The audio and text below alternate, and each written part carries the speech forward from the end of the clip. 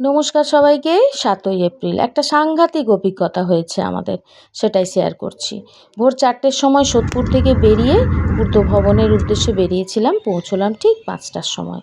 পৌঁছিয়ে 4 নম্বরে নামটা লেখানো হয়ে গেল। এরপর এদিক ওদিক ঘুরতে ফিরতে সময় কাটাতে হচ্ছে। পূর্ত ভবনের চারিপাশটা কিন্তু খুব সুন্দর করে সাজানো। বেশ এদিক ওদিক ঘুরতে ঘুরতে দেখতে দেখতেই সময় পেরিয়ে গেছে। একদম অন্ধকার ছিল। তারপর আস্তে আস্তে এই যে সব পাখিরা ঘুম ভেঙে গেছে। খুব সুন্দর করে সাজানো চারপাশ, একটা আমের গাছ, প্রচুর আম ধরে আছে এই গাছটায়। একদম দেখতে ভারী সুন্দর লাগছে। তারপর করতে করতে বেজে গেল 10টা। ঘুরতে ঘুরতে এই যে সমস্ত নার্সিং আর বি ফার্মের স্টুডেন্টরা সব অপেক্ষা করছে কখন ডাক পড়বে। বি ফার্মের কাজকর্ম হবে নিচে, আর নার্সিংয়ের যাবতীয় কাজ হবে 3তলার ওপরে। সবাই অপেক্ষা করছে। অপেক্ষা করতে করতে তার মধ্যে দেখুন একদম 1 মাসের একটা বাচ্চা নিয়ে তার মা এসেছে ভেরিফিকেশনের জন্য।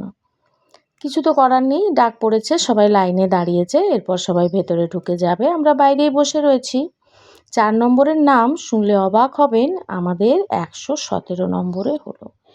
5 জনে আমার চোখের সামনে দাঁড়িয়ে 5 জনে একইভাবে কাগজ গোছালো লিস্ট দেখে দেখে, কিন্তু ওর বেলায় হলো কি, বললো কাগজ ঠিক নেই। হয়ে গেল, যাই হোক, কি আর করা যাবে।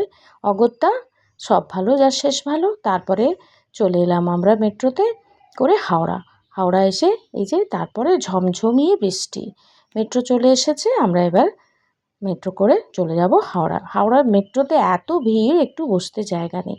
সে যাই হোক বাবা, 20 মিনিট দাঁড়িয়ে দাঁড়িয়েই পেরিয়ে গেল। তারপর মেয়ের তো খাওয়া দাওয়া কিছুই ছিল না, আমারও না। যাই হোক, হাওড়ায় এসে ও একটু খেয়েছে। তারপর ঝমঝম করে বৃষ্টি, বাড়ি এসে পৌঁছলাম। সব ভালো যার শেষ।